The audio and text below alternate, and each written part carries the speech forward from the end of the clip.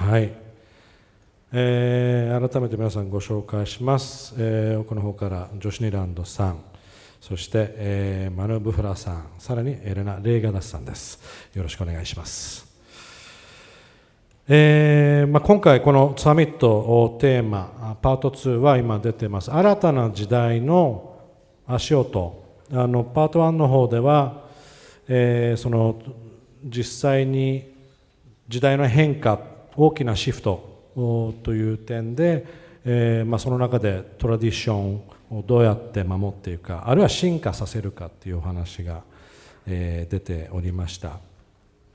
このパートではその実際に進化しているプロセスっていうのにもちょっと触れてみたいなと思ってて、明確なのは時代は変わってます。考え方もすごく変わってます。自分の子供たちでさえ、ティーネイジャーですけど、ダディって You old school ねって言うんですよね、考え方で。自分は53でもあるんですけど、もうオールドスクールって言われる年なんだと思いながらショックを受けてはいるんですけども、彼らの考え方、価値観と僕らの世代の価値観がやっぱり違う、圧倒的に違うっていう状況が感じ取れます。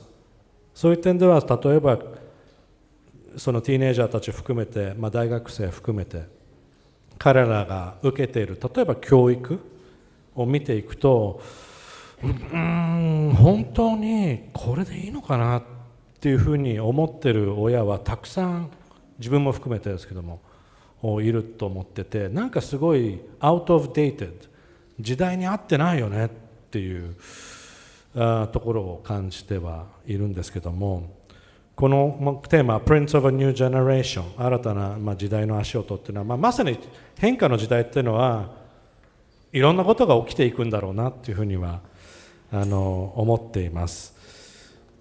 気になる点では、一時期その時代は変わってるよっていうことでサステイナビリティっていう言葉だったり、Let's save the planetっていう言葉も出てきたり、とにかくすごいマーケティング用語に使われ始めたっていうところが、最も気になるポイントではあるんですけども、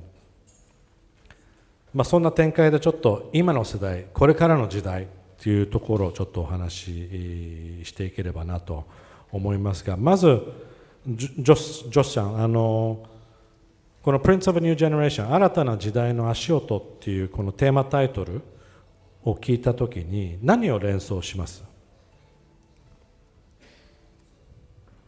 Repeat。 この新たな時代の足音っていうテーマのタイトルを聞いたときに何を連想します？ Okay, good. Goodness. Well, yeah, first of all, this is my first trip to Japan.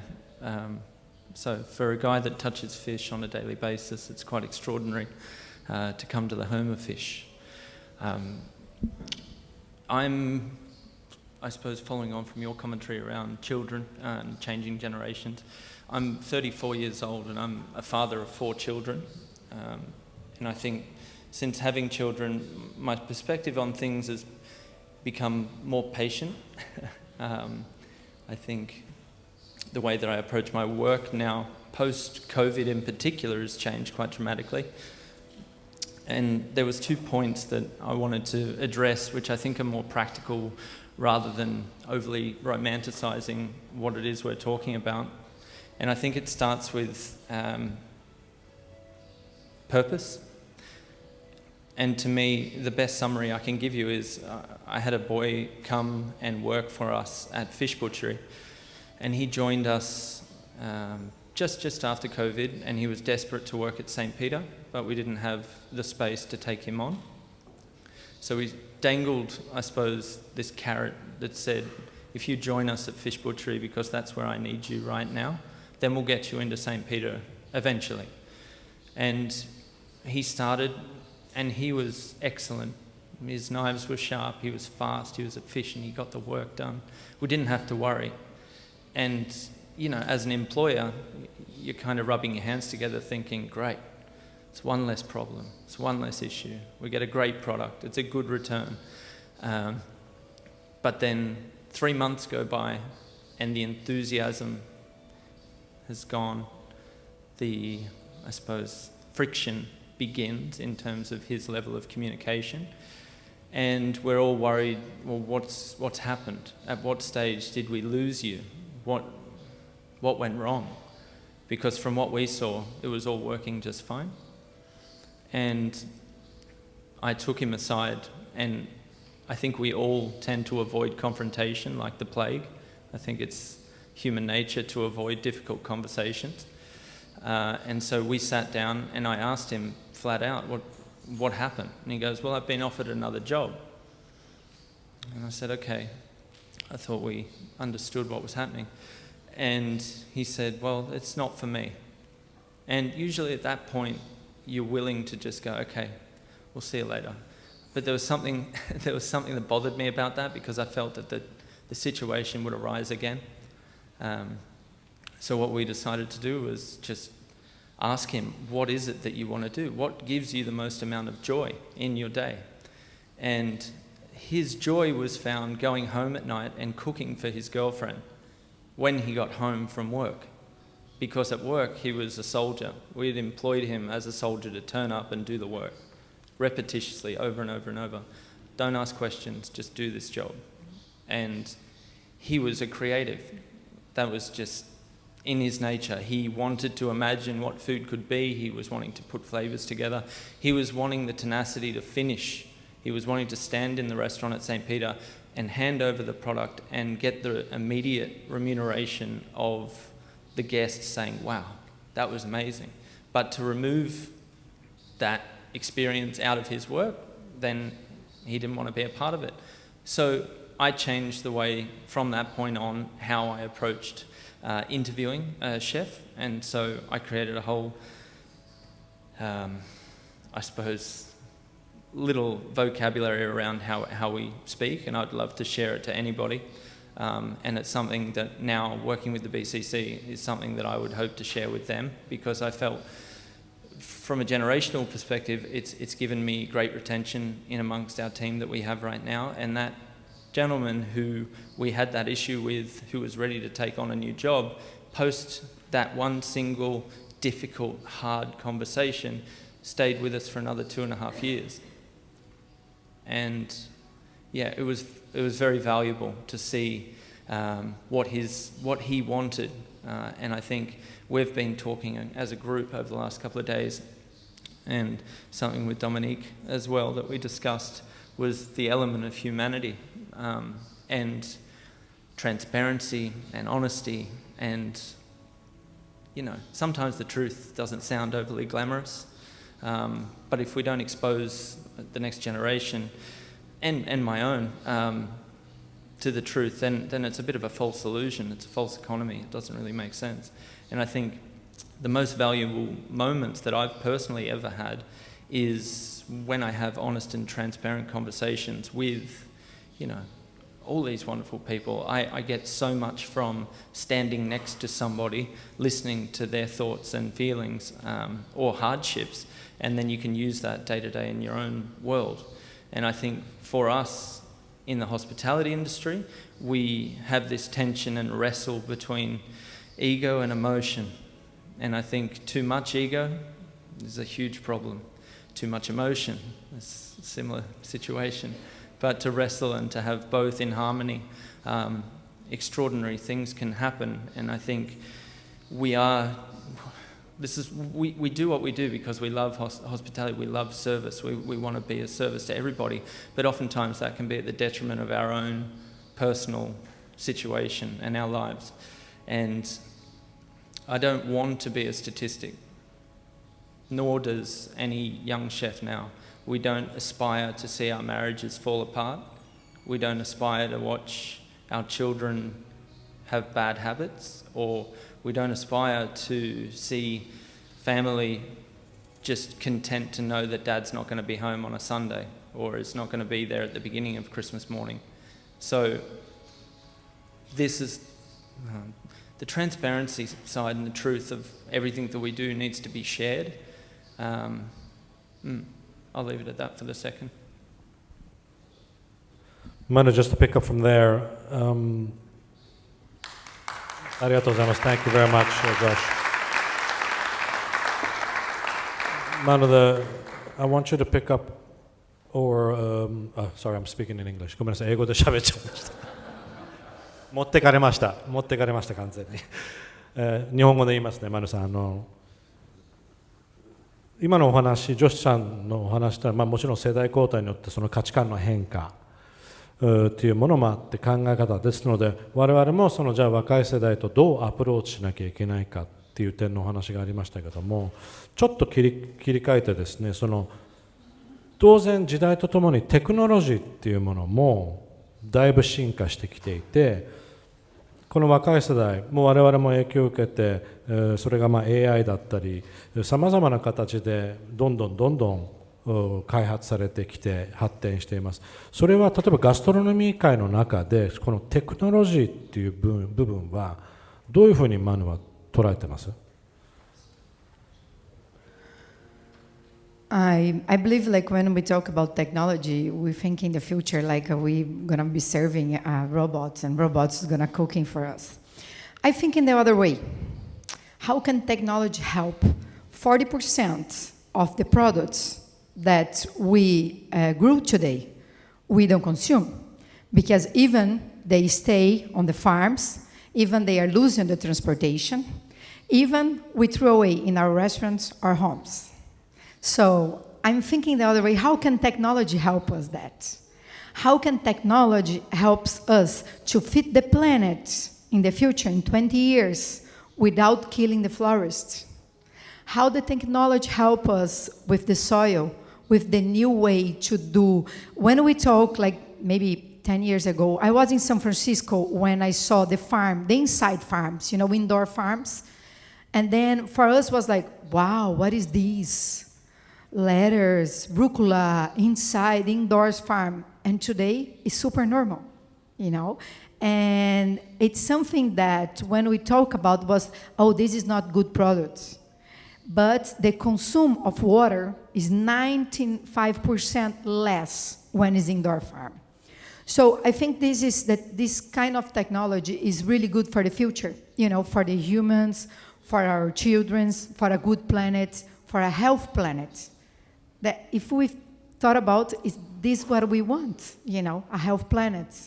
We want to I have 2 daughters. I want a better word for them. I wanted them to understand how to eat better. What is food for them? What is sharing a table? How important it is to sit with your family and talk about. It's not just, I was talking before with Josh and Maria, like the education is changed. So you don't come to a kid and say, hey, you have to eat the tomato because you need it. No. You have to come now and say, hey, this is a tomato. It's a fruit. It's organic. It's really good. It's good for your body. It's good for your health. We need to make the kids understand what they are eating. It's not about, treating them like you have to do it, I think this is a new word. It's a new generation Z. So they are already born with, with technology, smartphone. And I think when I talk about technology, the good example is when we talk about Uber. Remember when Uber arrived and we said, oh, the taxi driver, we're going to stop using taxis. It's the Uber. So we are here with Uber and taxis, So I think we need to adapt. And we need to work side by side. They have to learn from us, and we have to learn from them. I want to use, it's my first time here in Japan, and I want to use something that we are just in an interview, and I told him about what I'm bringing back home. And it's a super technology country, but in the same, is a really traditional country. And something that I learned is about time and respect. With the way that Japanese see. They are not rushed. They have time. You have step by step. You don't need to jump one step to another. Take your moment. You're going to get there. So this is, for me, this trip show me that, you know, like how important is to respect and respect the time too. So, and how technology and traditional can work together side by side. So that's like my view about technology. ありがとうございます。エレナさんに行く前にジョシさんなんか言いたかった瞬間がなんかねありましたねなんか。No, no, it was 出したかった。 funny comment about education on your behalf, saying about the tomato, and on a very different scale, pardon the pun, talking about fish with my children, and you say, you know, you need to try some fish, and you know, oh, we don't like fish, and it's like, no, try this one. It's John Dory. It's from these waters. It's from this person. They're just going to grill it, and then we're going to have it with this sauce, and then you're going to try it. They eat it, and then they love it, and then they're at their friend's house. And so it's like, do you have John Dory? So you can spoil them terribly as well, and it can go backwards, but it's, yeah. だからまさにエデュケーションですよね。アプローチの仕方っていうことだと思います。エレナさんね。エレナさんはもちろんそのレストランの経営はもちろんなんですが、シェフとしての活動もそうですけども、とにかくこの地位に上がってきて、やっぱり自分は今社会に返さなきゃいけないっていう思いがものすごく強くなったっていうふうに聞いてるんですけども、そんな中で、もっともっとその自分たちのメキシコの例えば文化についても大変いろんなリサーチもして研究もして、特にその食文化に関して、携わるその農家との関連とか、土との関連だったり文化との関連だったりっていうことを大きく研究し始めて、旅も知るようになって、奨学金もの制度のプロジェクトも立ち上げたりということなんですけども、今度はそのテクノロジーっていうところもそうなんですけども、ヒューマンアプローチっていう点では、そのガストロノミーの今後のヒューマンアプローチっていうのは、人間としてのアプローチっていうんですかね、人間の目の高さでのアプローチっていうのはどういった重要性を持つと思いますか。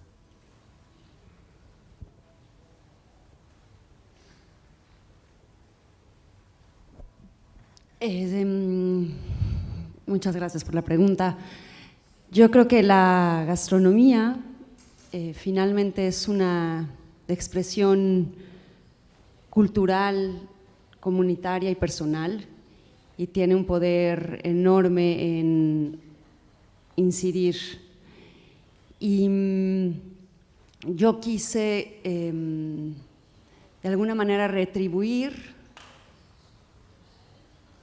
a la sociedad. En este caso escogí a mujeres cocineras que estaban empezando a cocinar, porque yo he sido una cocinera muy afortunada y muy privilegiada, y en México hay un talento enorme en gastronomía y principalmente en mujeres, porque son quienes cocinan en las casas. Sin embargo, y paradójicamente, son las que tienen menos oportunidad de ir a estudiar a las escuelas que son gratuitas, que da el Estado, porque las familias muchas veces prefieren que sean las que se queden en casa porque son quienes cocinan, lo cual es bastante paradigmático y paradójico. Y yo lo que me di cuenta es que las escuelas que están en las ciudades más grandes, aunque son públicas, no tienen sistemas de manutención, y las comunidades, los jóvenes y las jóvenes que quieren ir a las ciudades, las familias numerosas que en México tenemos, normalmente familias de 5 personas, deciden mandar siempre primero a los hombres. Ahí me di cuenta de ese obstáculo y sentí que esta beca, donde yo podría empujar un poco, era desde el lado de la manutención, pero incluso en el momento del sueño de estudiar gastronomía y de poder salir adelante. No buscar una beca cuando ya es alguien reconocido, sino cuando es una mujer joven de 18, 19 años que sueña y tiene la esperanza de crecer personalmente y también comunitariamente a través de la cocina.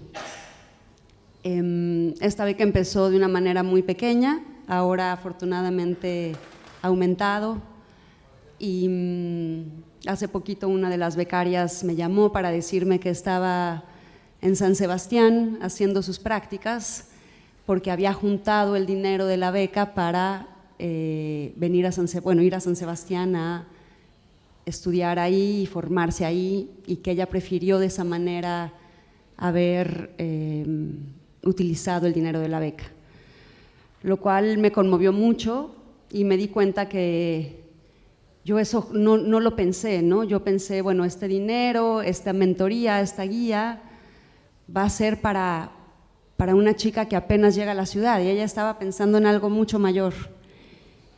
Y en ese sentido creo que es importante confiar en la gente joven y en lo que cada quien espera y cada quien desea, sin querer uno, por ser mayor y por tener más experiencia, querer determinar qué es lo que es mejor para cada quien.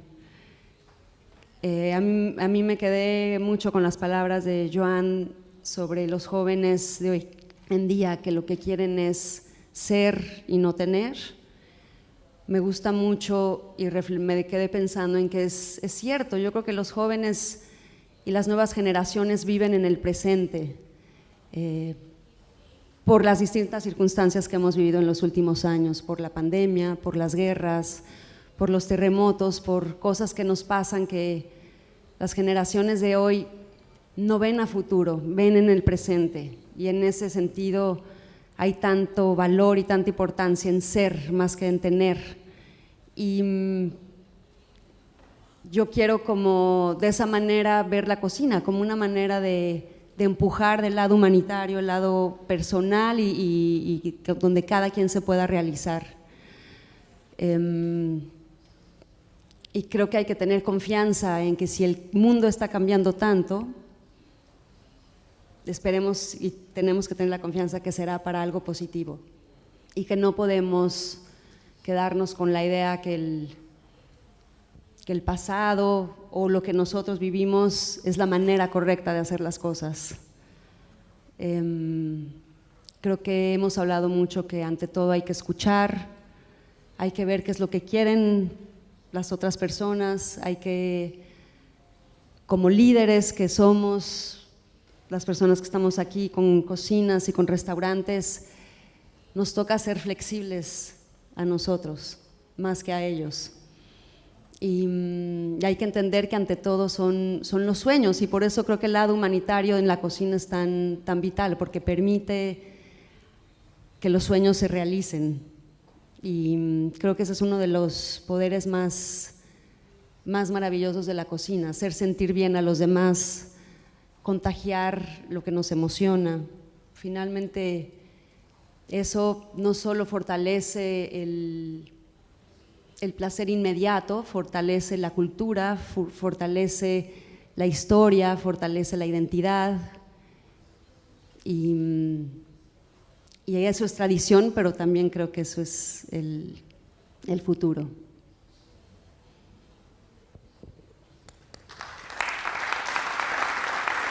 ありがとうございます。もう一つよく言われるのは、その若い世代っていうと、じゃあ何歳から何歳っていうところになるんでしょうけども、もう20代後半の価値観と20代前半の価値観は違うとも言われてますし、その下も全然変わってきてる。で、僕はそういうアドバンスメントというか、進化として見てるところもあるんですけども、まだまだその世界中のメディアの状況も見ていたり、先ほど話した教育の話もそうだと思うんですけども、ものすごいまだマーケティングの、爆撃っていうんですかね、マーケティングボンバードメントっていうのがまだ続いてて、皆さんのお考えをちょっとお聞きしたいなと思ってて、当然例えば料理人としてアワードをいただくっていうことは大変大きなことだし、リスペクトできる話になっていくんでしょうけども、ものすごくそれによって一時期、だいぶ薄くはなってきてるんでしょうけども、メディアハイプっていうんですかね、もうこのレストランには星が何個ついてるからここに絶対行かなきゃいけないみたいな考え方と、実際の今若い世代の料理人の考え方、これからの世代の料理人の考え方っていうところではちょっとギャップが、もちろん憧れるところはあると思うんですよね、学生としてはもちろん。だけどそこを目指すっていうことじゃなく、違うところに目指すっていう動きが出てくるんではないかというふうに思うんですけど、ジョシさんはどういうふうに捉えてます？ It's a good question. The way that I got all my jobs was showing up by myself as probably a 15 or 16-year-old boy that couldn't drink anything in the restaurant, but they gave it to me anyway. But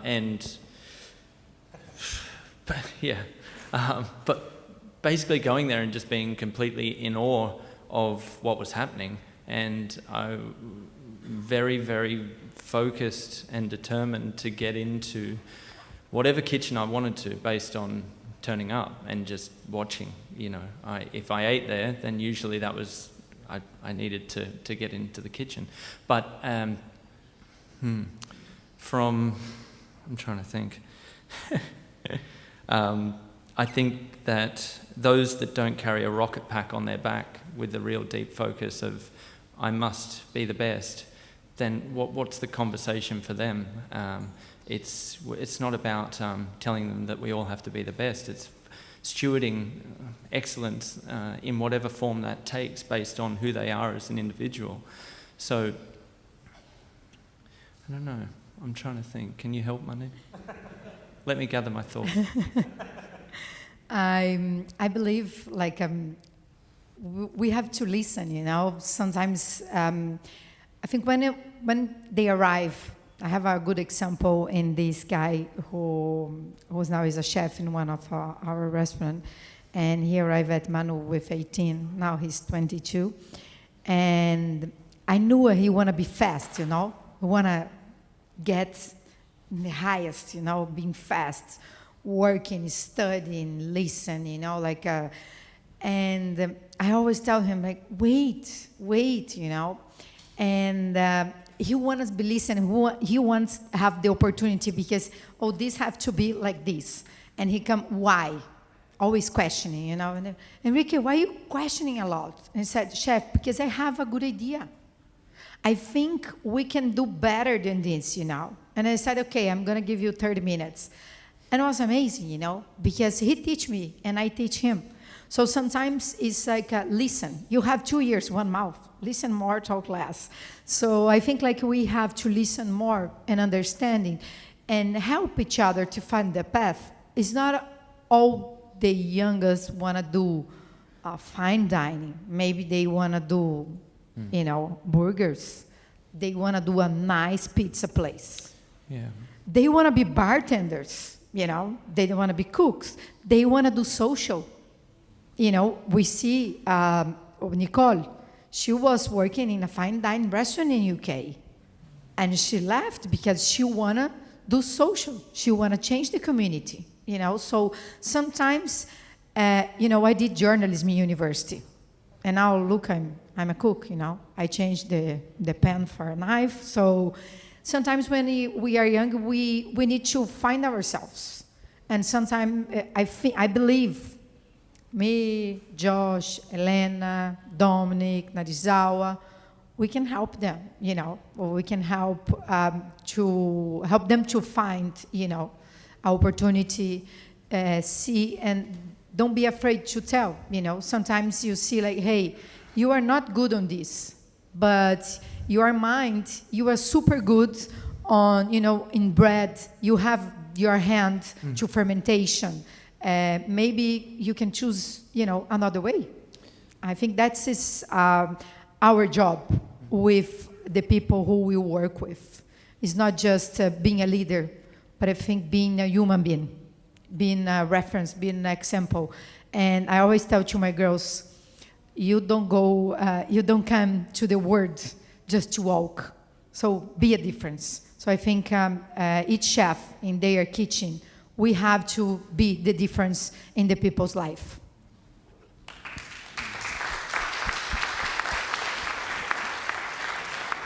ありがとうございます。エレナさんの例えばレストランで面白いなと思ったのはクワデルノのプロジェクトを始めてて、いわゆるノートですよね。クワデルノっていうんですかね。発音が間違ってるのかな。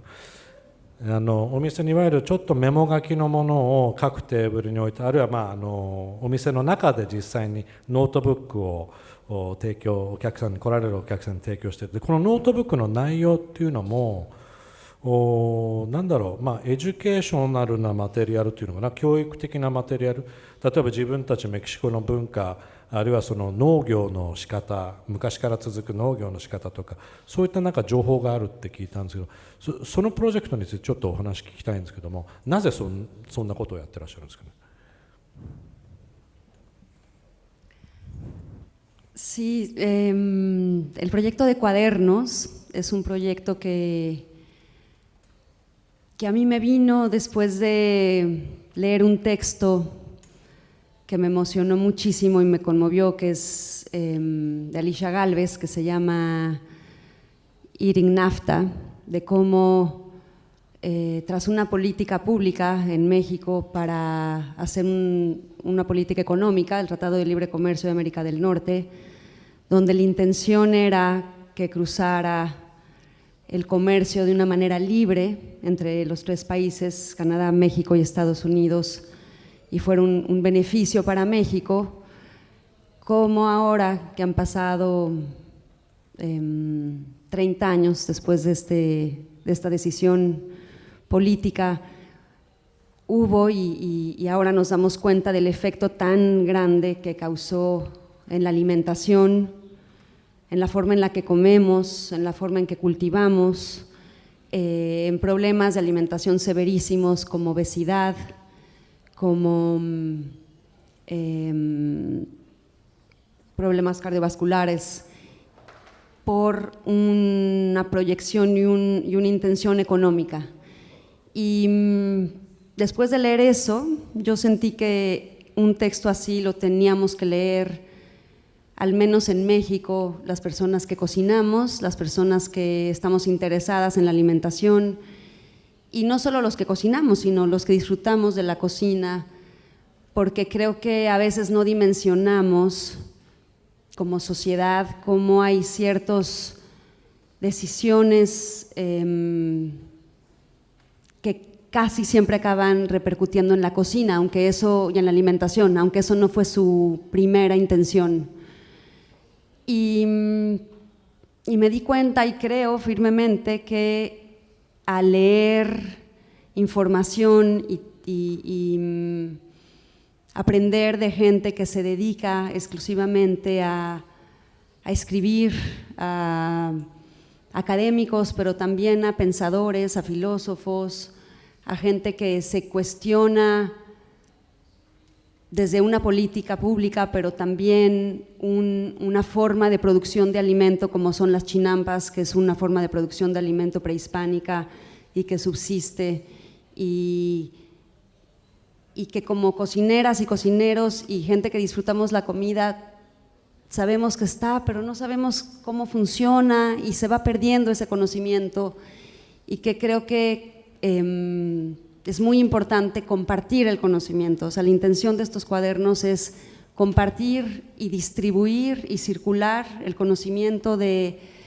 un mundo lejano a la cocina, que es el mundo académico, que también a veces es difícil de acceder, y que creo que los cocineros hoy en día, que tenemos de alguna manera tanta incidencia y tanto poder, podemos ser transmisores de estos conocimientos. Entonces, mi intención es compartir el conocimiento, distribuirlo, para ver si eso nos ayuda a reflexionar, a valorar, a cuidar, y la idea es que se sumen y se vayan aumentando estos cuadernos. Son cuadernos cortos, son extractos principalmente de textos muy largos o son extractos escritos específicamente con la intención de distribuir conocimiento. Son cortos, son bilingües, con la idea de que los puedas leer en lugar de ver una serie en la noche o leerlos cuando te subes a un avión y puedan ser accesibles. Sin embargo, la intención es que sean temas que te dejen pensando y que sean temas que se puedan hablar, discutir y quizá darnos más luz, más guía para los problemas que enfrentamos hoy en día. Porque yo creo que la humanidad, los problemas que tenemos hoy, muy probablemente de alguna manera similar los tuvimos en otro momento de la historia, pero con otros matices. Pero la humanidad es circular y los problemas de alguna manera se parecen. Entonces creo que al distribuir conocimiento podemos tener respuestas. Pensaba el otro día como, bueno, quizá es demasiado local la información que estamos distribuyendo en estos cuadernos, como quizá cómo puede incidir a un japonés un problema que existe en México, por ejemplo. Y es algo que me preguntaba, si valía la pena hacerlo tan local. Pero creo que sí, porque primero que nada yo soy mexicana y yo estoy relacionada con esos problemas o esas situaciones, pero además porque, pues aunque cada quien estamos en nuestra localidad y en nuestro mundo, pues al mismo tiempo cada vez somos más globales y nos parecemos tanto y hay coincidencias enormes. Entonces, bueno, esa es la intención es sumar y la intención también es que no se quede solo en lo local, pero sí creo que compartir el conocimiento es algo que nos puede ayudar a visualizar momentos de dificultades. Esa es la intención. はい、ありがとうございます。ここでですね、会場からもしご質問があれば、Q&A をやってみたいなと思いますけども、はい、どうぞ。こちらの真ん中の方にマイクの方お願いします。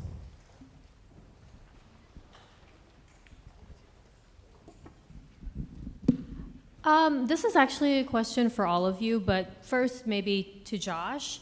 Could you say a little bit more about the vocabulary that you developed to address problems that arise, like the one you described with your staff? Because I think this touches on an aspect of sustainability that we don't talk about often. That is to say, with regard to the retention of human resources and the sustainability of the restaurant as a business. Yeah, so it was a book that I read, and I need to find the author for you, so I'm sorry. But I suppose taken out of corporate American business and how they discern who they employ. And it got broken up into 6 things, which can be captured inside 3 areas. So it's listed as widget.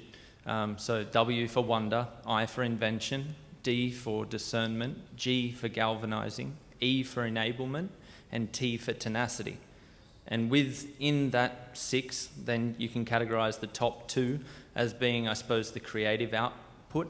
And if you can look almost at this as how a task is executed, or, yeah, the best way to do it is wonder and invention fall under this category of the creative side of your work.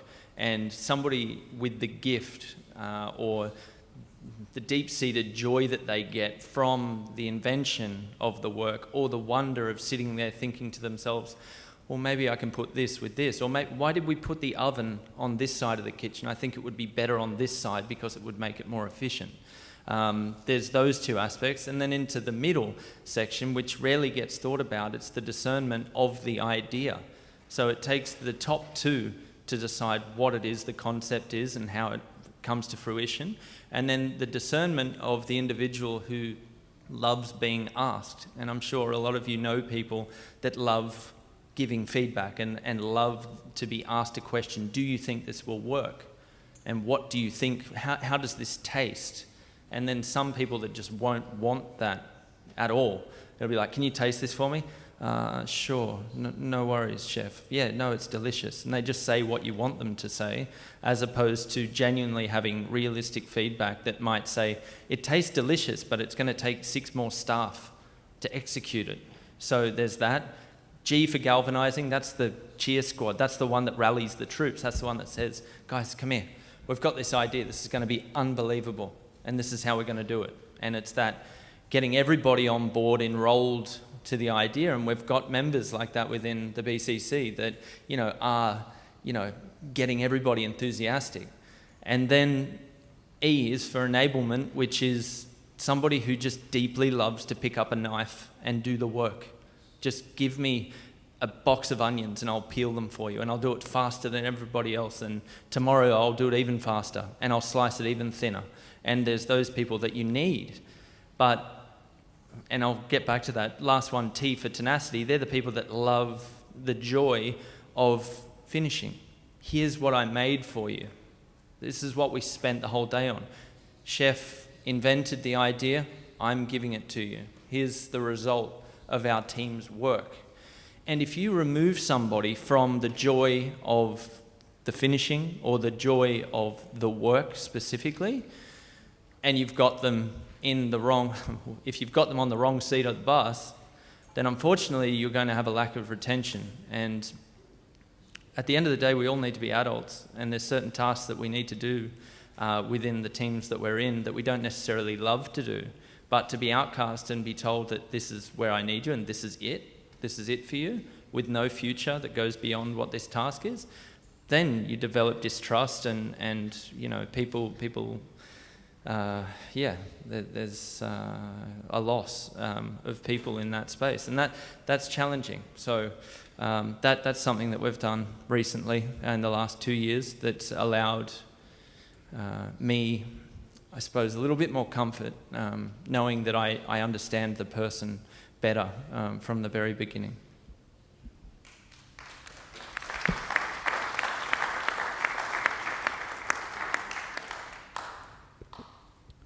マノさん、何か足したいですか？よろしいですか？マノさん、大丈夫ですか？ You would like to add something? Well, I think Josh told. Josh replied everything. No, I think it was about his technique, but I totally believe what he said, because for you building a company, for you building a car, you need a lot of experts, to build the car and be the perfect. So we need to recognize the good quality of the people that we need in our team and what we want, to be succeed. And we need to, to find this kind of people. Like I need the leader. I need the one who being on the track. I need the one who's gonna peel the tomato. And they love what they're doing. And we need these people to be in the track, be inside the restaurant, for we can deliver the experience that we are savoring, So I think, and the important thing, I think that everyone is happy doing the things that they really believe in. That's perfect. Yeah, there's purpose in the, so I think that's make our work much better when you have all these teams happy.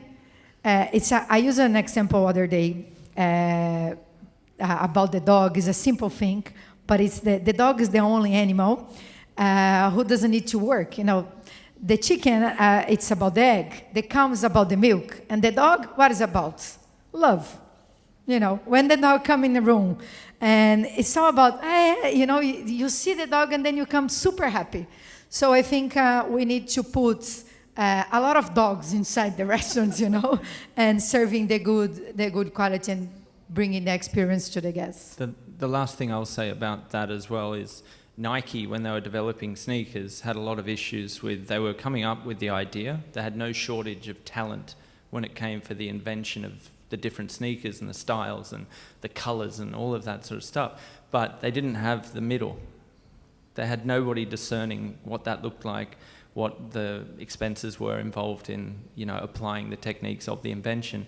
And so it went from the wonder and invention of the sneaker, and then it went through to the work and the finishing. And then they wonder why they were taking out so many lines that weren't succeeding. They weren't at all successful, and they were losing a lot of money within that space just because they were just pushing out lots and lots of shoes. And eventually then they employed for that role, basically, and then were able to discern and articulate what exactly they wanted, which took a little longer, but gave them far greater return and greater retention in the long term. はい。Thank you very much for your participation. ありがとうございます。さあ、ということで、ここでですね、この後ちょっと休憩をしたいなと思います。